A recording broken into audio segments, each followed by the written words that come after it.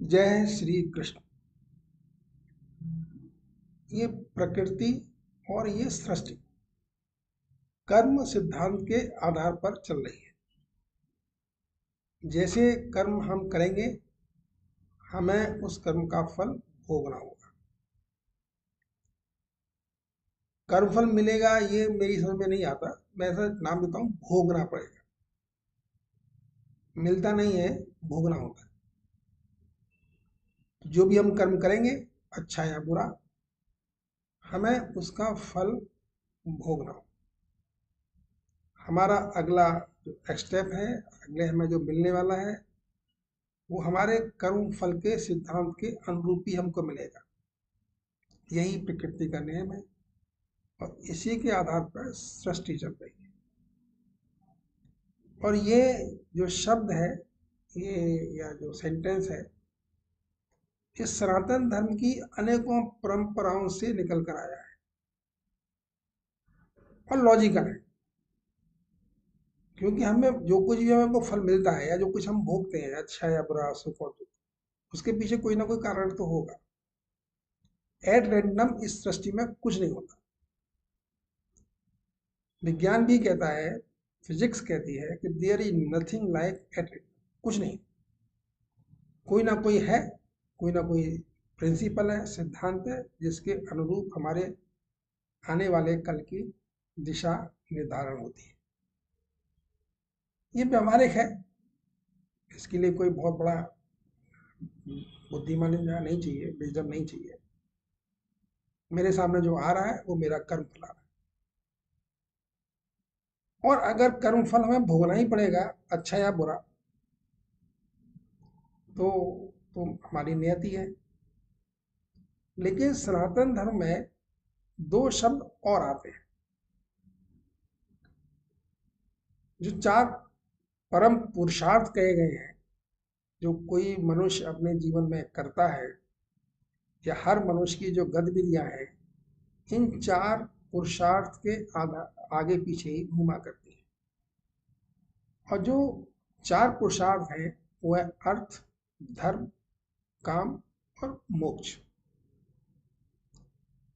अर्थ means पैसा कमाने की प्रक्रिया, धर्म मीन्स धार्मिक आचरण और धर्म से रिलेटेड कार्यकलाप, काम मीन्स कामनाओं की तृप्ति, जो मन में हमारी कामनाएं आ रही हैं हम उनकी तृप्ति के लिए घूमते हैं। और चौथा है मोक्ष, हम मोक्ष की प्राप्ति के लिए भी प्रयत्नशील होते हैं। ये सनातन धर्म के चार पुरुषार्थ कहे गए हैं, जो इस पृथ्वी पर आया हुआ कोई भी प्राणी, कोई भी व्यक्ति करता है। ये चार, इन चारों में से कोई एक होता है उसके हिसाब से। बहुत सूक्ष्म कर दिया, संक्षिप्त कर दिया सनातन धर्म ने।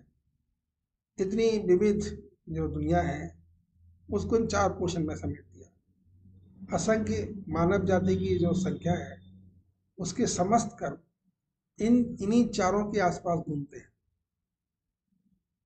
अर्थ प्राप्ति करने की तरफ चेष्टा करते हैं हम लोग, और या फिर धन प्राप्ति की तरफ चेष्टा करते हैं, या अपनी इच्छाओं की पूर्ति में लगे रहते हैं। अपनी कामनाओं की जो पूर्तियां हैं उसमें लगे रहते हैं।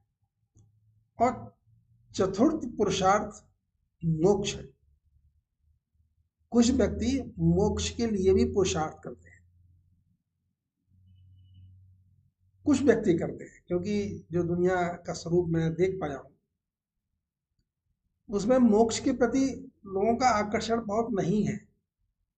सबसे ज्यादा आकर्षण अर्थ के प्रति है, धर्म के प्रति भी दिखाई दे जाता है, और कामनाओं की पूर्ति तो लगी ही है, क्योंकि अर्थ कमा के भी हम क्या करेंगे और धर्म से भी हम क्या करेंगे अगर हमारी इच्छाओं की पूर्ति नहीं होगी। इसको इसलिए थर्ड नंबर पर रखा गया, क्योंकि अर्थ भी हम कमाते हैं अपनी इच्छा की पूर्ति के लिए, हम धार्मिक कार्यकलापों में भी व्यस्त रहते हैं तो अपनी इच्छाओं की पूर्ति के लिए। तो कामनाओं की तृप्ति, इसको थर्ड स्टेडी कहा गया है, क्योंकि सब दुनियादारी के कर्म अपनी इच्छा पूर्तियों में लगे रहते हैं। जो मोक्ष है, मोक्ष नंबर चौथे नंबर पर है। मोक्ष का मतलब चौथा नंबर है, चौथी सीढ़ी है। चौथी सीढ़ी पर मोक्ष क्यों आ रहा है? वो इसलिए आ रहा है कि जब समस्त कामनाएं आपकी तृप्त हो जाएंगी,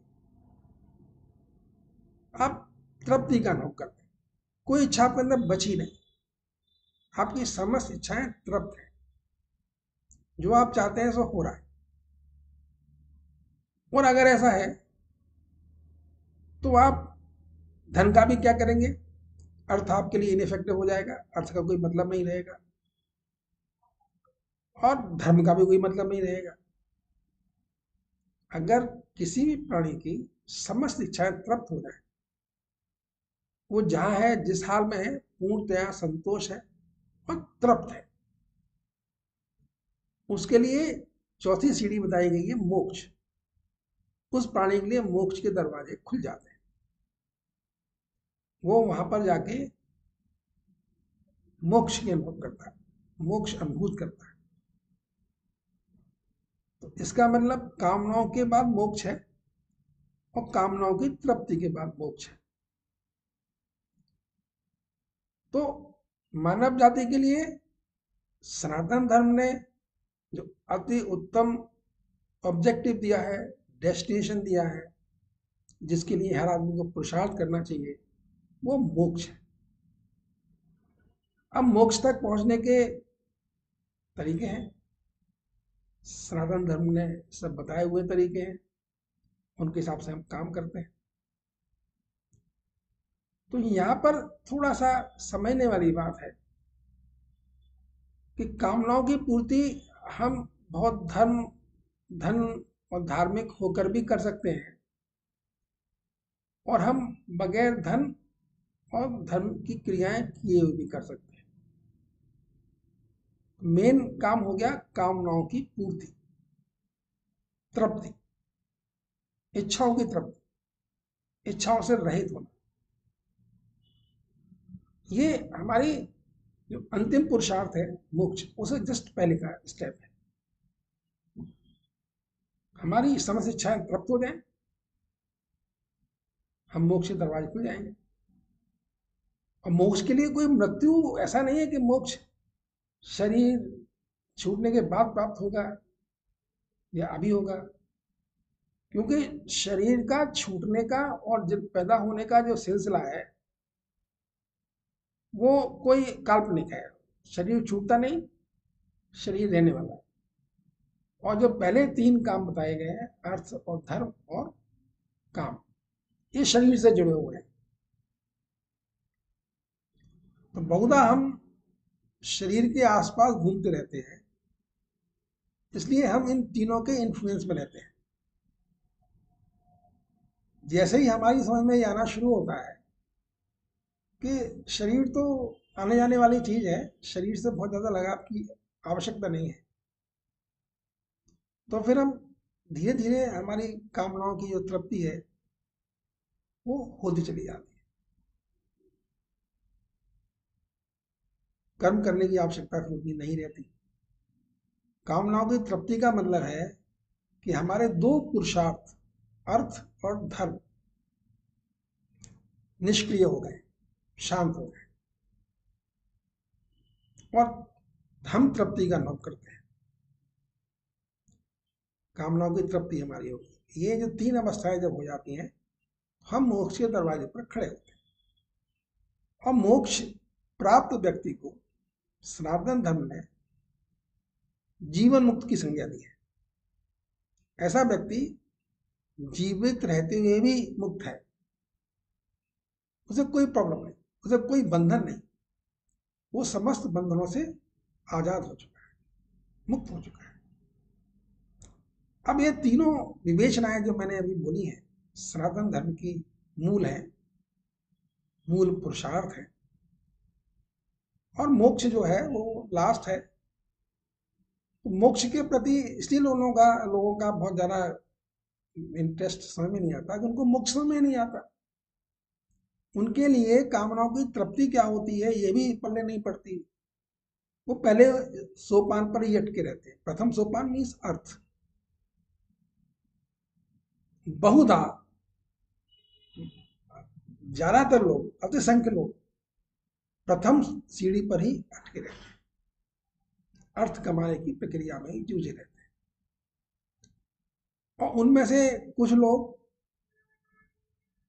जो अर्थ कमाने के लिए उनके लिए उतनी प्रायोरिटी नहीं रहती, वो धर्म में एंटर कर जाते हैं,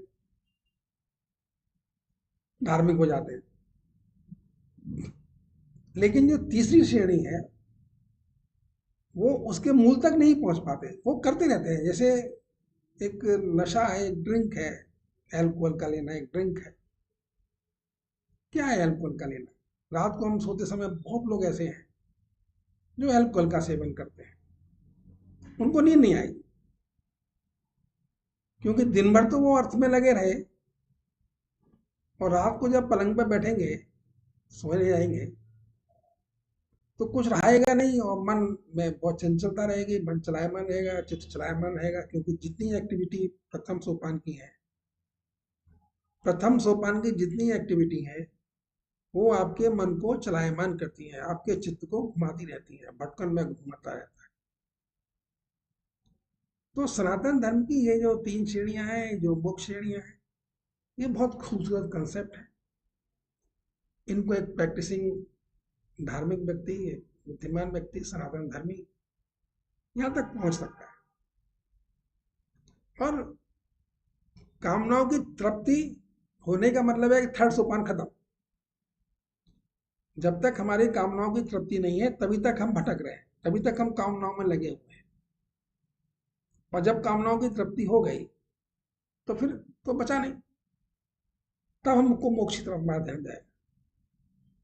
मसलन मुझे बहुत तेज भूख लगी है, मैंने बहुत स्वादिष्ट खाना मेरे सामने रखा है, मैंने खूब खा लिया, जितना खा सकता था खा लिया। अब उस खाने के बाद कोई मुझे दोबारा कहे कि आप ये चीज और खा लो, तो मैं कहूँगा अरे नहीं भैया, अब नहीं खाऊंगा, बहुत हो गया। तो ये अवस्था है जब कामनाएं, हम अपनी कामनाओं की तृप्ति में लगे रहते हैं। तो हर कामना के साथ ऐसे ही होता है। वो कामना जब काफी भर जाती है, पूरी हो जाती है, तो कुछ देर के लिए हमें उससे विरक्ति हो जाती है, फिर हम किसी अन्य कामनाओं में लग जाते हैं। तो कामनाओं की तृप्ति की जो प्रक्रिया है, वही जब बुद्धिमान व्यक्ति इसके श्रेष्ठ कर्म उसको वहां तक ले आए हैं, तो वो कामनाओं से विरक्त होना शुरू हो जाता है। उससे कोई कामनाओं का मतलब नहीं रहता, उससे अंदर कामनाएं स्लोली स्लोली स्लोली स्लोली कम होती जाती है।